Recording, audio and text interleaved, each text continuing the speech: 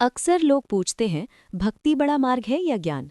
क्या भगवान को प्रेम से पुकारना अधिक श्रेष्ठ है या सत्य को समझना? क्या भावनाओं से ईश्वर मिलता है या बुद्धि से? ये प्रश्न सदियों से पूछे जा रहे हैं और शायद आगे भी पूछे जाते रहेंगे। परंतु समस्या प्रश्न में नहीं है, समस्या इस धारणा में है कि भक्ति और ज्ञान दो अलग अलग रास्ते हैं। वास्तव में भक्ति और ज्ञान कोई दो विरोधी ध्रुव नहीं है, वे एक ही सत्य के दो नाम हैं। फर्क केवल इतना है कि कोई उसी सत्य को दिल से पकड़ता है और कोई बुद्धि से। पर जब पकड़ सच्ची हो जाती है तो दिल और बुद्धि अलग नहीं रहते। भक्ति का अर्थ अक्सर लोगों ने भावुकता समझ लिया है और ज्ञान का अर्थ सूखी बौद्धिकता, जबकि सच्ची भक्ति बिना समझ के अंधविश्वास बन जाती है और सच्चा ज्ञान बिना प्रेम के अहंकार। दोनों ही अधूरे हैं।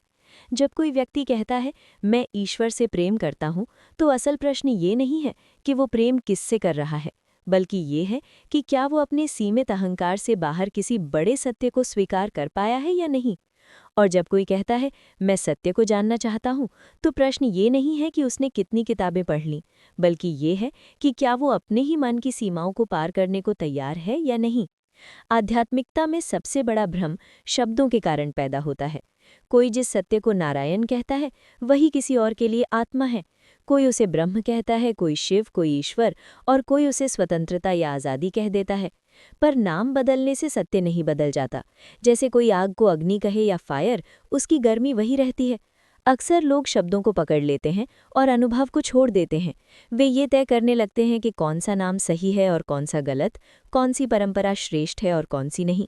इसी में जीवन निकल जाता है और भीतर का अंधकार ज्यों का त्यों बना रहता है। जबकि आध्यात्मिकता का उद्देश्य ये नहीं है कि आप सही शब्द चुन ले, बल्कि ये है कि आप अपने भीतर की सीमित पहचान से बाहर निकल सके।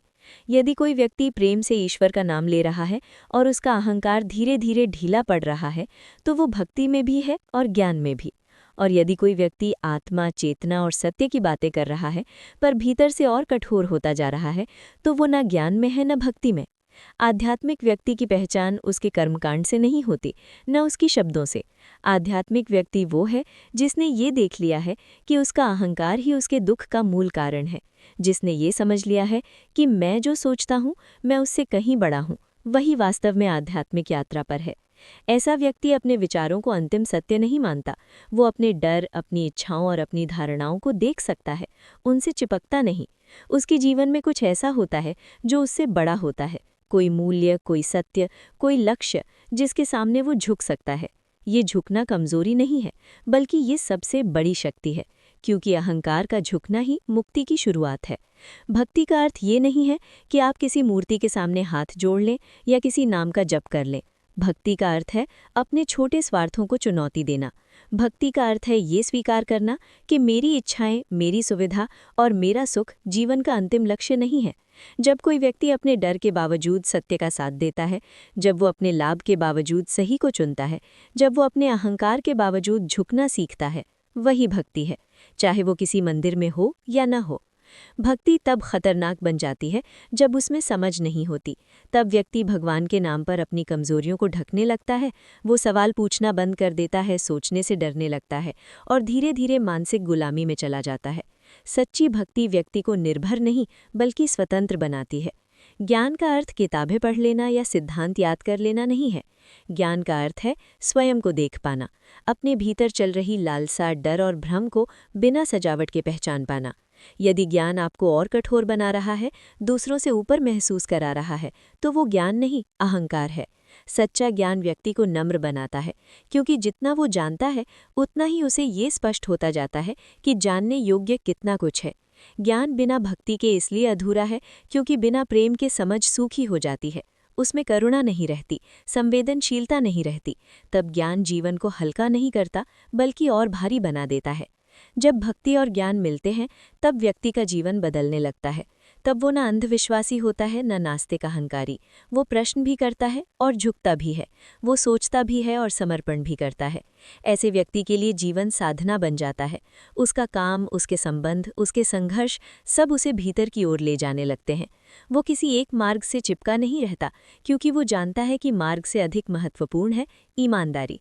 आध्यात्मिक जीवन का सार यही है कि आपके जीवन में कोई ऐसा सत्य हो जिसके सामने आपका अहंकार टिक ना पाए। वो सत्य भगवान का है या आत्मा, इससे फर्क नहीं पड़ता। फर्क इससे पड़ता है कि क्या आप उसके लिए बदलने को तैयार हैं या नहीं। यदि आपके जीवन में ऐसा कुछ नहीं है जिसके लिए आप अपने डर, अपनी सुविधा और अपनी पहचान को छोड़ सकें, तो आप अभी भी केवल अपने ही इर्द गिर्द घूम रहे हैं। और यदि ऐसा कुछ है, तो आप पहले से ही भक्ति में भी हैं और ज्ञान में भी। अंत में ये प्रश्न छोड़ देना ही बेहतर है कि भक्ति बड़ी है या ज्ञान। ये प्रश्न तभी तक है जब तक हम बाहर देख रहे हैं। भीतर देखने पर यह प्रश्न अपने आप गिर जाता है। जो व्यक्ति ईमानदारी से सत्य की ओर बढ़ रहा है, उसके लिए भक्ति और ज्ञान दो नहीं रहते, वे एक ही यात्रा के दो चरण बन जाते हैं, कभी प्रेम के रूप में, कभी समझ के रूप में। और यही आध्यात्मिक जीवन की सबसे सुंदर बात है। अगर इस चर्चा ने आपके भीतर किसी विचार को छुआ हो, अगर आपको लगा हो कि ये विषय केवल सुनने का नहीं बल्कि महसूस करने का है, तो आप इस चैनल को सब्सक्राइब कर सकते हैं। यहाँ हमारा उद्देश्य किसी निष्कर्ष को थोपना नहीं है, बल्कि ऐसे प्रश्नों और विचारों को साझा करना है जो हमें भीतर की ओर देखने के लिए प्रेरित करें। आपका सब्सक्रिप्शन केवल एक बटन दबाना नहीं है, बल्कि इस यात्रा में साथ चलने की स्वीकृति है। आगे भी ऐसे ही शांत, गहरे और विचारोत्तेजक विषयों पर चर्चा होती रहेगी।